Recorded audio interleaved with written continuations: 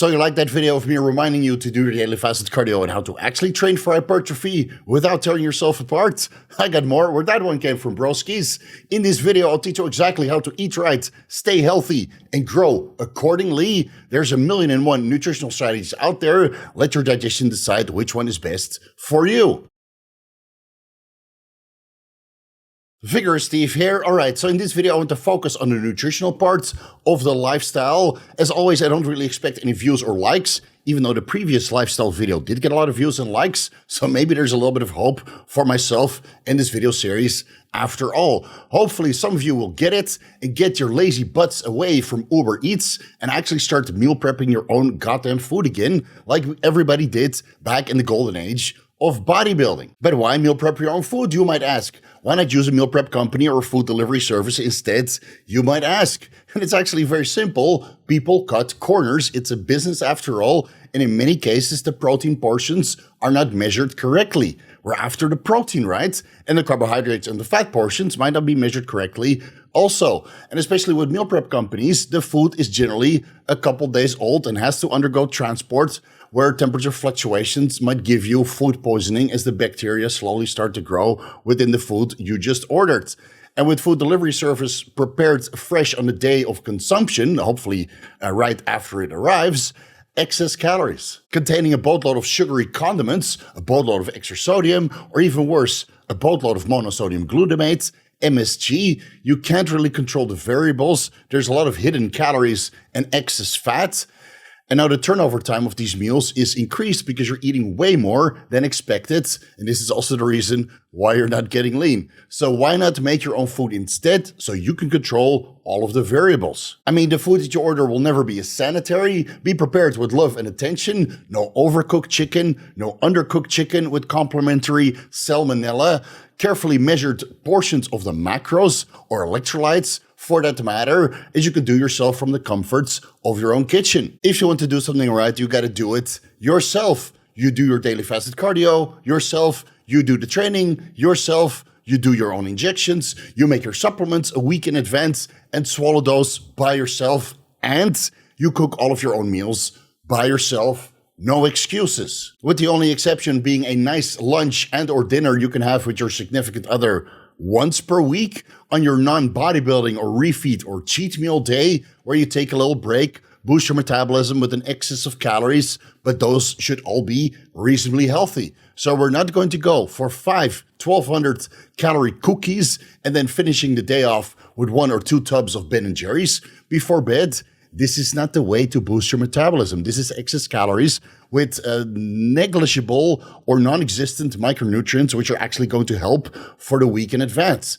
All right, you have to pick your nutrition carefully on your non-bodybuilding, refeed, or cheat meal day. So if you want to go eat out, that's totally fine. Make sure it's a meal you would otherwise have during the week with a couple adjustments, right? You can eat at a restaurant where you can put in the order, I want a gourmet hamburger, and instead of the fries you have on the side, you have a baked potato, right? These kinds of modifications will do you a world of wonder regarding your metabolism. You still eat healthy, but you're going out and you don't have to worry about being a monogamous bodybuilder or fitness enthusiast 24/7 for the other 6.5 days during the week for 1 or 2 meals over the weekend. And when you do eat out, here are a couple ground rules. Make sure it's 69 so you can get some action yourself. Then you use your left thumb on the bunghole, your right index finger on the G-spot, and then you go to town with your tongue. All right, I lost track a little bit. We're talking about going out to dinner, not eating out your significant other. You can do that every single day. It has no calories. I don't have a problem with that. Here are the 10 eating out commandments. It's very simple. When you eat out, you go to a restaurant where they prepare food fresh, made to order. The kitchen is closed, so it's not outside next to the highway where you get all of these pollutions into your foods. Now you're eating gas, basically, or asphalt. That's not what you want, right? I stay away from the street food here in Thailand. I only eat in restaurants with a closed kitchen that is away from the bathroom. I mean, simple sanitation rules sound so very important and normal to us, but you'd be surprised over here in Asia or other parts of the world where the kitchen is literally next to the toilet, and that's not very nice to eat at, I would say. Only eat at a restaurant where the meals are comprised of a cooked, lean protein source, starchy carbohydrate source with vegetables on the side. Yeah, so many limitations, right? So, to give you guys some insights on which cuisines fall under these restrictions: Greek, Lebanese, Arabic, Japanese, Korean, Vietnamese, Thai, Italian, French, Spanish, gourmet hamburgers, yes, with a baked potato on the side. Maybe Indian, Mexican, or American, depending on the meal choices and how it's prepared. Because Indian, Mexican, and American can get pretty greasy depending on what you order. So please, I would stick with Greek, Lebanese, or Arabic, Japanese, Korean, or Vietnamese, and maybe Thai. Italian already has a lot less protein. And then Spanish, well, it kind of depends on which dishes you go for. So make the right choice when you eat at one of these restaurants that are themed to a particular cuisine of a part of the world. You can get very good protein sources at a Greek, Lebanese, or Arabic restaurants. That's usually my favorite to go to for lunch or dinner. Only eat at restaurants where the food doesn't give you indigestion, gastroesophagus, reflux disease, GERD, or acid reflux, constipation, gas, bloating, stomach distress, or diarrhea. If anything goes wrong with your intestinal tract as soon as you swallow it, don't eat there ever again. Give a restaurant one chance, one strike, they're out. Many restaurants that I visited that were my favorite restaurants, they gave me diarrhea or full-blown food poisoning. Never ate there again. It's that simple. They fuck up once, never go there again, spend your money elsewhere. Only eat at restaurants that specifically mention they avoid certain ingredients like refined vegetable oil, monosodium glutamate, MSG, high fructose corn syrup, etc. And ideally, they do mention micronutrient and caloric content of meals, but that's not always required. I mean, fine dining doesn't going to mention how many calories, how many protein, how many carbs, how many fats, and, well, micronutrients are contained within that meal. So you're still going to go by eye and make the best decisions possible based on the menu that's presented. But if you go to a restaurant where they mention they don't use MSG or vegetable oil, that's already a win. Modify your orders to make the meals meet your dietary restrictions and desires. Eat your protein sources first, your vegetables second, your carbohydrates and fatty side dishes third, and dessert last. That's not desserts with an S at the end, so not multiple desserts. One dessert is okay once per week. Last. So at least you get your protein and vegetables in first. And then if there's space, which in many cases for all of us, there's still plenty of space left for carbohydrates and fatty side dishes. But then maybe you feel so full that you don't want dessert. Maybe you want dessert a little bit later after you walk, maybe for 30 minutes after this meal to help with digestion, help with insulin sensitivity and nutrient partitioning. Only eat food you really wanted to during the weekdays, eating exclusively home-cooked meals. So you might have to prepare where you want to have lunch and or dinner on Saturday or Sunday. Do a little bit of research, which restaurant you really want to eat at, so you don't fall into the trap of the seafood diet. That's the last thing you want. You don't want to walk around through the shopping mall and then see all the food you didn't even think about, all these cookies and ice cream and whatever else screaming at you. This is not what you planned for. This is not part of a healthy lifestyle, even though I do accept one dessert per week. That can be a donut, can be a cookie, can be a cup of ice cream, whatever you want. But plan ahead, go to a restaurant you really want to eat at, so you have something to look forward to throughout the week when you're eating home-cooked meals, which are reasonably basic and somewhat simple, so you don't want to overeat on home-cooked food that you're preparing yourself. We'll get into that a little bit later on. Limit eating out to 1 to 2 meals weekly, so there can be lunch and dinner on Sunday, for example. That's what I do, and that's it. 1 dessert per week, no more. Limit alcohol consumption to birthdays, holidays, or special events only, and don't go cheap. Cheap food and drinks means low-quality food and low-quality drinks. And as a bonus, learn how to cook meals similar to meals otherwise eaten at restaurants to have full control over the ingredients. This way, you get something very representative you would have at a restaurant, but you make it yourself with the best ingredients, the best sanitation, the best love and attention you can give that meal, so now you know that it's going to digest the best way possible. You don't have any issues, and you know that you're meeting your macros regarding your protein, carbohydrates, and healthy fats. And to bring it back to the last few points, I already made a dedicated video about how I manage my debaucheries.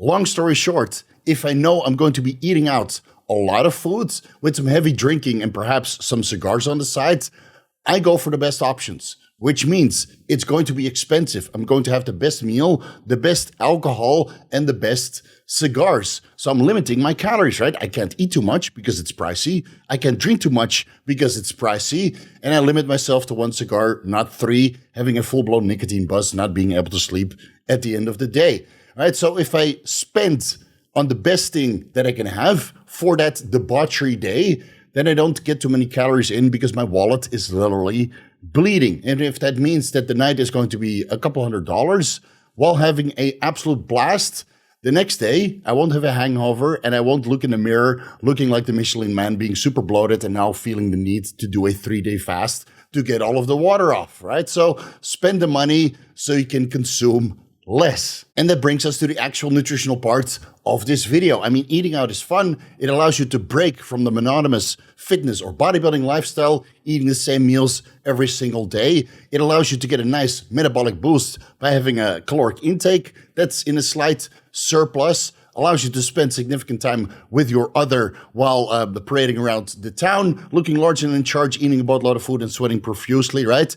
But the core nutrition needs to be in place. 6.5 days per week, you're meal prepping your own foods.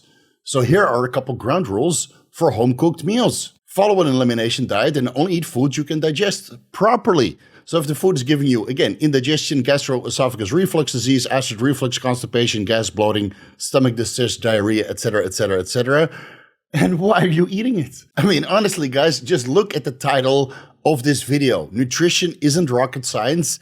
Eat the food that digests well for you. And with 1,000,001 food choices out there, you're going to have to follow an elimination diet and figure out which foods digest well and which foods certainly don't. And I guess which ones we're going to eat every single day. The ones that digest well, obviously. Now, you don't have to eliminate an entire micronutrient or food group, right? I'm not against following a carnivore diet for a month or 2 to get intestinal inflammation under control and as a first start of an elimination diet, but later on you need to reintroduce food sources that are healthy, right? You can follow a ketogenic diet, you still need some fruits or carbohydrates post-workout to replenish glycogen and get some sort of insulin response. You can follow a vegan diet, and now you're missing out on the animal meat protein sources and vitamin B12, creatine, carnitine, and whatever else that's beneficial from animal meat sources. So don't eliminate entire food groups. Don't become a food Nazi. Don't do that because you're missing out on all the potential benefits of a multitude of different food sources that can all be healthy and beneficial to you. Eat a different protein source with each meal. Feel free to combine 2 or 3 protein sources in the same meal. So if you want to have an omelet with 2 or 3 egg yolks and a little bit of minced meat in there, go right ahead. Feel free to bulk meal prep a week's worth of protein servings in advance, then freeze and thaw as needed, right? With protein sources, we can actually do that. So if you want a boatload of chicken and a boatload of beef and a boatload of salmon prepared, just portion it out, cook it in advance, thaw it as needed, and then throw it in a microwave or air fryer or wherever you prefer. Eat a different carbohydrate source with each meal. Feel free to combine 2 or 3 carbohydrate sources in the same meal. So if you want to have pumpkin, yes, that's a carbohydrate source, with rice and quinoa, I'm all for it. I prefer rice with quinoa because it slows the digestion. And this way you get a broad spectrum of micronutrients instead of just sticking to white rice. Only eat carbohydrate sources prepared fresh. This is very key. This is very important. If you follow a diet with carbohydrates, then eat those fresh on the day that you prepared it, because otherwise you get resistant starches. That's the case with potatoes. That's the case with rice and some other carbohydrate sources. If you cook it and you leave it to get cold, you get resistant starches, and this is now messing with your digestion, and this might even inhibit the absorption of certain micronutrients. Eat a different fat source with each meal, and feel free to combine 2 or 3 fat sources in the same meal. So it can be mixed nuts and a little bit of avocado, or mixed seeds and nuts, right? Or a little bit of fat that is coming from the animal meat sources, right? Salmon, mixed nuts, and avocado, all at low portions. I mean, you get a broad spectrum of fatty acids that are all healthy, containing a boatload of micronutrients. Go right ahead. Supplement fats in with fish oil, mixed nuts, seeds, avocado, extra virgin olive oil, or macadamia nut oil, etc. But we'll get into that a little bit later on. So first, you assess how much protein you need from the animal meat sources. Some of this already contains a good amount of healthy fats. Same with some of the carbohydrate sources, like oatmeal, for example, has a decent amount of fat. And then you supplement a little bit of fish oil, mixed nuts, avocado, and oils on top of the fat that's already contained in the protein and carbohydrate sources. Not rocket science. All you have to do is track the macros. Eat vegetables with each meal. No exceptions, no excuses. I'm tired of seeing this. I don't eat vegetables because of XYZ reason. Your digestion is going to be fucked. End of story. And I know the carnivore crowd is going to resist me on this and try to debate me in the comment section. Go right ahead. I won't respond, but it's all good for the algorithm. Let's be honest here. Carnivore works for 99% of the people because they treated their intestinal tract like a waste disposal. They've been eating garbage, processed foods, especially in America. I mean, the amount of people that need to do a carnivore diet in America is astounding because the processed foods and their overall diet that have been following to the point their intestinal tract breaks apart. It's astounding, dude. It's astounding. If you eat healthy from day one, right? As soon as you can start meal prepping your own meals, I've been doing that since 15 years old. That's 25 years. The only reason why I wanted to do a carnivore diet is to experiment with it. Did I get great results regarding intestinal inflammation? Absolutely. Is it sustainable?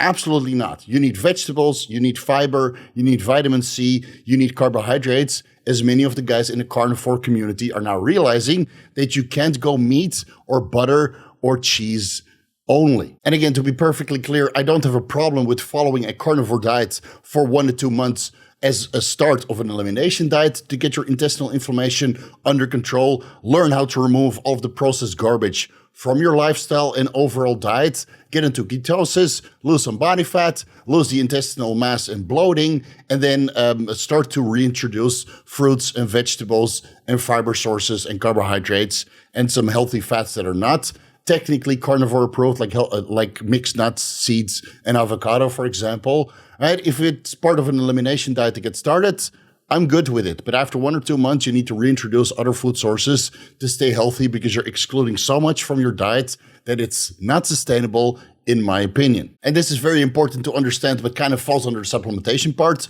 of the lifestyle. We'll do that next video, a little bit more in depth. Add electrolytes to each meal for a balanced sodium, potassium, calcium, magnesium, and phosphorus intake. So if you want to go with electrolyte-rich food sources, you go with kimchi, olives, anchovies, pickles, soy sauce, or you add in a mix of iodized low-sodium potassium salt or new salt mixed with Himalaya pink salt, and then you add magnesium supplementation. But we'll address this a little bit more in depth when we discuss the supplementation part of the lifestyle. Minimize processed foods and condiments, duh.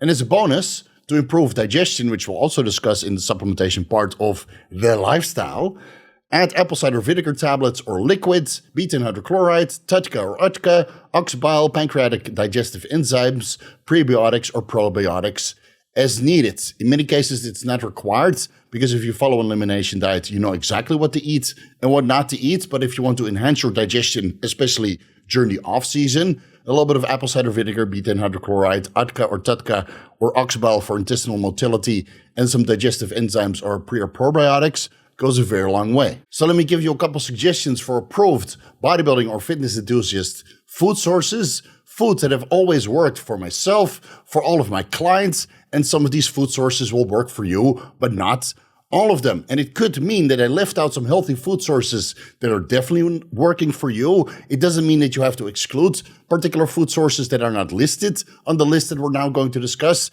It might mean that I simply forgot or overlooked it. So if a particular food source is definitely working for you and you get amazing digestion and gains and overall recovery benefits out of it, let us know down below in the comment section so we can all learn and the Vigorous crew can get enhanced by these particular food sources. Has nothing to do with performance enhancing drugs. To this list, I've added how often you can eat particular protein sources, whether that's a certain portion over the day or a portion that you can only have maybe once, 2 times, or 3 times weekly. This is not a hard rule or fact. It's mostly there as a guideline, and it has to do with the digestibility of these protein sources. If you're going to build up a food intolerance regarding heavy metals or other contaminants that might be present in these protein sources. So take this as a general guideline on how often you can eat particular protein sources. Because, well, you still need a little bit of variety in your diet. You simply can't live off chicken and rice or beef and potatoes every meal, every single day, and then look forward to your cheat meal, which is not chicken and rice or beef and potatoes. Look into egg whites or pasteurized liquid egg whites, up to 10 XL egg whites per day or 450 milliliters. Pasteurized liquid egg whites daily. Don't do multiple servings of egg whites over the day, so you're eating 30 egg whites over the day. I don't think that's a good idea. And personally, I prefer freshly cracked eggs to get the egg whites over pasteurized liquid egg whites because it never really digested well for me. And I tried all of the different brands that are available here in Thailand, and I simply don't like the texture of the omelet once the pasteurized liquid egg whites are cooked. Whole eggs, up to 3 XL egg whites daily. Most has to do with the cholesterol content, even though some people prefer to eat 5 or 10 whole eggs per day, right? I'll leave it entirely up to you and your blood work results. Lean beef steak or over 95% ground beef, up to 500 grams or 18 ounces daily, but consider IP6 supplementation to inhibit iron absorption if you're eating multiple servings of beef per day.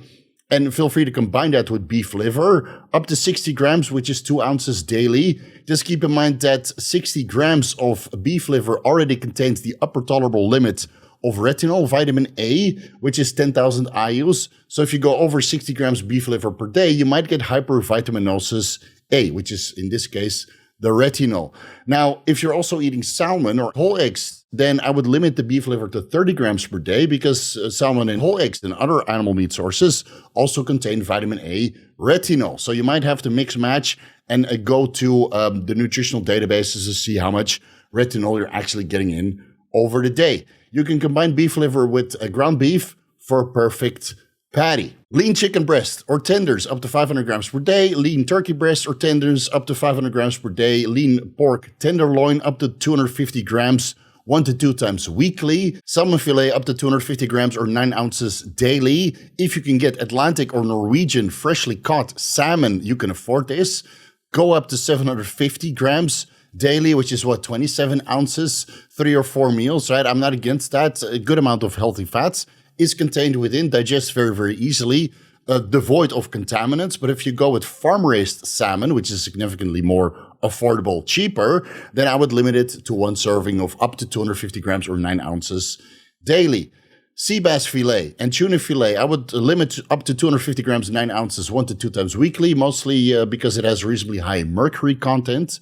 Cod fillet, up to 500 grams, 18 ounces daily. Flounder fillet, up to 500 grams, 18 ounces daily. Tilapia fillet, 250 grams, 9 ounces, 1 to 2 times weekly.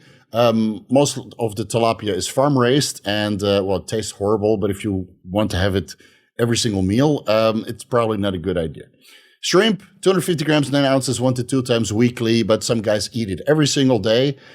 Greek yogurt or cottage cheese, a great source for protein, up to 500 grams or 18 ounces daily. This is probably the cheapest protein source you can get on this list after chicken. And if you mix in a scoop of whey protein, whether that's isolate or hydrolyzed, 1 or 2 scoops over the day, right? 1 scoop post-workout and 1 scoop into your Greek yogurt and cottage cheese, 450 grams from the yogurt or cottage cheese, plus 25 grams of protein from the whey. Man, that's a killer combo. Add some blueberries, and you got yourself set for a perfect dessert. Now, carbohydrate intake is mostly based on your macronutrient breakdown and your overall carbohydrate allowance. I don't see that there's a problem with eating rice only or quinoa only or potato only or oatmeal only, but I would still prefer you to combine multiple carbohydrate sources so you get a broad range of micronutrients and you don't develop a food intolerance because you're slamming 1 single carbohydrate source every single day, 6.5 days a week. You can look into white, red, or black rice, not brown rice, because brown rice has anti-nutrients that inhibit the absorption of certain micronutrients. White, red, and black quinoa. Rice and quinoa go very well together in a 1-to-1 or 2-to-1 ratio. We'll discuss that when we get to the cooking part. White or sweet potatoes or yams, right? Whatever you prefer. Steel cut or rolled oats, buckwheat, sourdough bread, fresh whole wheat pasta, not the old, dead, and dry pasta that you need to reconstitute by boiling it. Don't take that. Get the fresh one that's stored in the fridge that has a 1 week to 10 day expiration date. This one will digest 10 times better than the dead and dry pasta that you can get from a bag that has a 5-year expiration date. Trust me, I'm talking from personal experience. Fruit. Yes, it's not the enemy. Apples, bananas, berries, grapefruit, which actually contains cytochrome P450 enzyme inhibiting compounds. Mangoes, papaya, pineapple, watermelon, etc., etc., etc. And vegetables, beans, beets, carrots, corn, eggplant, peas, pumpkin, squash, etc. Great sources for carbohydrates. And again, if you want to mix in a couple black-eyed peas or red beans into your rice and quinoa combination, man, that will taste so good. Trust me. All right. Fat intake is also mostly based on your micronutrient breakdown and your fat allowance over the day after you've already decided which protein sources and carbohydrate sources you're going to take containing a good amount of healthy fats. Then you supplement with healthy fat sources on top. So you can add some nuts to your diet, innuendo galore, almonds, Brazil nuts, cashew nuts, hazelnuts, macadamia nuts, pecans, pine nuts, pistachios, walnuts, etc. Keep in mind that peanuts are nuts. They're peas. And they probably get preferably stored as intramuscular triglycerides. So if you overdo the peanut butter, then you're probably going to become insulin resistant. Seeds, chia seeds, flax seeds, which actually contain androgen receptor antagonizing lignans. So don't overdo the flax seeds. Hemp seeds, pumpkin seeds, sunflower seeds, watermelon seeds, etc. Great additions to your diet, also containing a good amount of micronutrients and fiber. Avocados, again, fatty animal meat sources like whole eggs, steak, salmon, sardines, roe, etc. Extra virgin cold-pressed oils, almond oil, avocado oil, coconut or MCT oil, macadamia nut oil, olive oil, walnut oil, right? There's a boatload of extra virgin cold-pressed oils out there. Pick the one that you like the taste of. Butters, no added emulsifiers, sugars, or fats. Go with almond butter, cashew butter, or walnut butter, not peanut butter. And then there's the occasional serving of cheese. Make sure it's real cheese, not cheddar.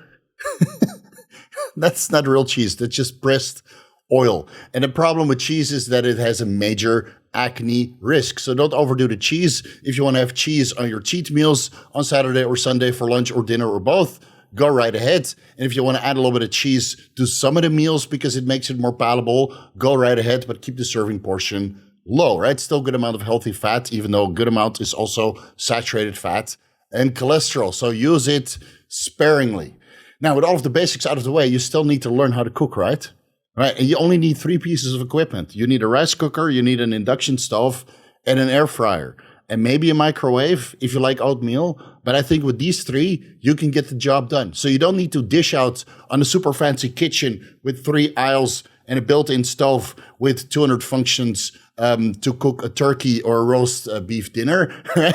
You can get it done with these 3. Now, before you throw in the towel and start dialing Uber Eats for your next meal, let me teach you exactly how to use these 3 kitchen appliances nice and easy. When it comes to the rice cooker, you can cook your white rice or your black rice or your red rice or a mixture of all 3, which is what I prefer, in the rice cooker alongside your white, black, or red quinoa in a 1-to-1 ratio or 2-to-1 ratio, all mixed together. Now you have 6 carbohydrate sources, and most of the time it's as simple as just throwing all of that in a container and then preparing that in advance. So all you have to do is do 1 scoop or 2 scoops of this pre-mixed various rices and various quinoas that you like to have for your meals. Then you add your red beans or white kidney beans or whatever you prefer into the rice to increase the protein content slightly. Add in your chicken stock or your beef stock, vertical diet style. I mean, this is a great addition, a great recommendation from Stan Efferding in the vertical diet made, well, almost a decade ago, I believe. When you add chicken stock or beef stock, low FODMAP, preferably to your rice and quinoa combination, it digests beautifully. You put this in the rice cooker, in the steamer tray. You can put your meatballs, your vegetables, and maybe even eggs if you want to. You can cook all of this at the same time in 30 to 45 minutes. There's no excuses. If you don't know how to use this rice cooker, now you know you can prepare an entire day's worth of meals in advance in the rice cooker in 30 to 45 minutes. With the induction stove, you can basically make your omelets in the morning or cook your steak or your chicken tender or your pork tenderloin or your salmon, even though I prefer the air fryer for that. You can cook white fish in your induction stove.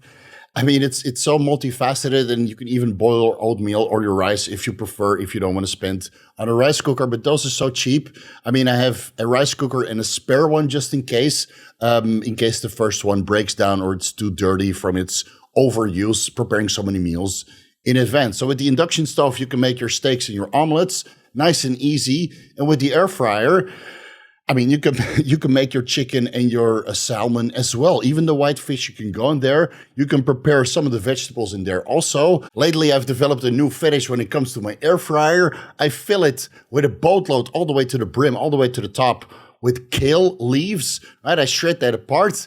Then I spray on a little bit of extra virgin olive oil with one of those sprays, literally 1 or 2 seconds. So that's maybe 1 to 2 grams of olive oil, 9 to 18 calories. Then I turn on the air fryer and it's crispy as f. Man, adding this to your omelet or some of your chicken meals, fantastic. Feel free to add a couple green beans on top of that. Also gets nice and crispy if you spray that with a little bit of olive oil before air frying. I do this for a multitude of different meals. Then I have salad vegetables at the end of the day. And there's no excuses. You can prepare this so fast, so easily. You can put the kale in an air fryer. You can put the salmon in an air fryer. You need 2 for those, obviously. You have 1 rice cooker with your rice, quinoa, beans, and pea combination with eggs and vegetables and meatballs at the top. And then all you need to do is cook your omelet in the morning. You see how easy it is? It's all done around the same time, right? By the time you finish your omelet, the rice mixture is done and the air fryer is certainly done. And all you need to do is partition that into Tupperware and get your day started. You can meal prep the entire day's worth of food in 30 to 45 minutes. No excuses. Go forth and make it happen. Okay, and to be fair, maybe you need a water heater to make your coffee or tea in the morning and maybe later in the afternoon as well. So that's 4 pieces of equipment that you need in the kitchen. That's it. If you want to go with a microwave to cook your oatmeal or, well, what else can you make in the microwave? Mama noodles. I don't think that's a suitable approach. But if you want to have a microwave, okay, that's 5. 5 pieces of equipment, 2 air fryers, preferably, right? So you can run them in parallel, 1 for your vegetables, 1 for your salmon. But it's really not that complicated. You can prepare all of the food that you need for the day in 30 to 45 minutes. You can do that right after the cardio, or maybe even turn that on when you do cardio, and then, well, you have to smell all that beautiful food while you're doing cardio. So this is not the way to do it. I do my fasted cardio first, like I mentioned in the previous video, and then I start meal prepping for the day. And by the time I finish my omelet, the rest of the food that I'm going to consume over the day is done. You can leave the salmon in the air fryer, let that marinate, let that sit there a little bit, let it absorb the condiments that you're using, right, the dry rub condiments.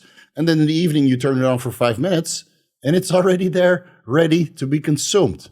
So I hope this gives you some insight on how to meal prep, which food sources are suitable for you, and how to combine all of that into a nutritious day. And if you still want to go with the Uber Eats, well, I wish I had a discount code for it, but I don't. So you're going to have to meal prep yourself. Thank you guys so much for watching. You can find everything that I'm associated with down below in the YouTube description section. Did you ever see me promote a meal prep company?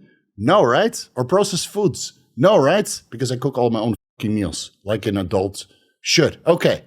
You can find everything that I'm associated with down below in the YouTube description section. If you want to do your blood work, do that over at Merrick Health. They have excellent healthcare providers and patient care coordinators who can help you interpret your blood work results and get you on the fast track to absolute phenomenal health. Again, you're still going to have to cook all of your own meals. That's not a service that Merrick Health provides, but when it comes to blood work, they're the best in the biz. You can find all of my discount codes for Gorilla Mind, Intelligent Shop, and iHerb down below as well, in case you want to save yourself some money shopping online for the supplements, which we're going to discuss in the next lifestyle video. Vigorous crew, you guys know what to do. A home-cooked, meal prepped since 15 years old, front-up bicep for you guys. You won't look like this eating at Uber Eats or eating out all the time. I promise you. So start cooking, start growing, and start looking insane. Thank you guys so much for watching, and I'll see you in the next video.